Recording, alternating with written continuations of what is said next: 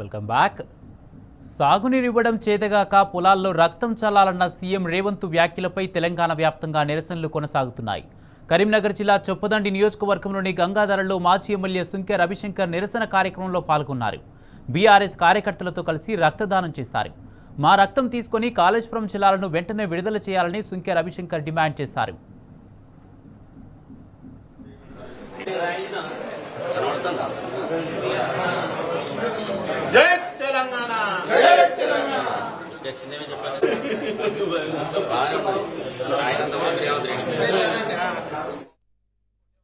రేవంత్ రెడ్డి గారు స్వయంగా కన్నెపల్లి ద్వారా నీళ్లను విడుదల చేయాలని చెప్పి బీఆర్ఎస్ పార్టీ కేటీఆర్ గారు, హరీష్ రావు గారు మేము పార్టీగా డిమాండ్ చేసినప్పుడు ఆయన ఒకటే చెప్పిండు, నీళ్లు ఇవ్వడం వీలు కాదు, మీ రక్తాన్ని ఘోషిస్తే పంట పొలాల్లో చల్లుకుంటే పంటలు బాగా పండుతాయని ఇదే రేవంత్ రెడ్డి గారు చెప్పారు.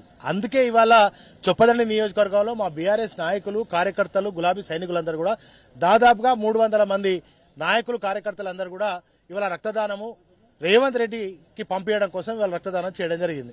నేను ఒకటే అంటే రక్తపిశాచి రేవంత్ రెడ్డి ఇగో మా రక్తాన్ని నీకు పంపిస్తున్నాము, నువ్వు ఆ రక్తాన్ని చల్లి తెలంగాణలో భూమికి బరువైన తర్వాత పంటలు పండియాలి, లేకపోతే మాత్రం మంచిగా మర్యాదగా ఉండదనేది మేము డిమాండ్ చేస్తా ఉన్నాం. అంతేకాకుండా దేవుళ్ళ మీద ఈయన ఆన వేసాడు.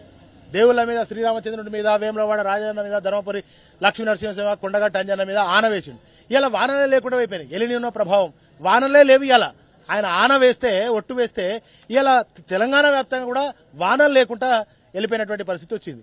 అంతేకాకుండా ఆయన ఒక పాట పాడిండి ఎలక్షన్ల కంటే బిఫోర్, ఆనాటి రోజులు తెస్తాడో రేవంత్ అన్న అని అన్నట్టు వాళ్ళ ఆనాటి రోజులు వచ్చింది. ఎందుకంటే సమైక్య పాలనలో ఇదే కరువు కాటకాలు, కరెంటు లేనిది, నీళ్లు లేకుండా, తాగునీళ్ళు లేకుండా రైతుల ఆత్మహత్యలు, వలసల వైపు బతికినటువంటి పరిస్థితి తెలంగాణలో.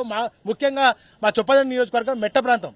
ఇక్కడ ఆత్మహత్యలు, మరి ఆకలి చావులు ఉన్నటువంటి ఈ ప్రాంతం అంతా కూడా ఇవాళ కేసీఆర్ గారు 10 ఏళ్ల పాటు పాలనలో సుభిక్షంగా ఉంది, సస్యశ్యామలం ఉంది, బంగారం అసలు పంటలు పండినాయి. తాగునీటికి, సాగునీటికి ఎక్కడ కూడా కొరతలేనటువంటి పరిస్థితి చొప్పదండి నియోజకవర్గం వ్యాప్తంగా కాదు, తెలంగాణ వ్యాప్తంగా ఉండే.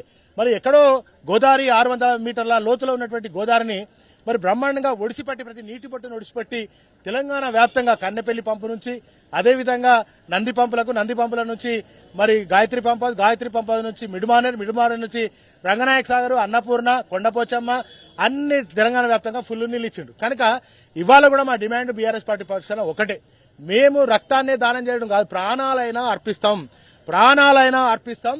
తెలంగాణ రైతాంగం కోసం నీళ్లను సాధించేదాకా పోరాటం చేస్తాం.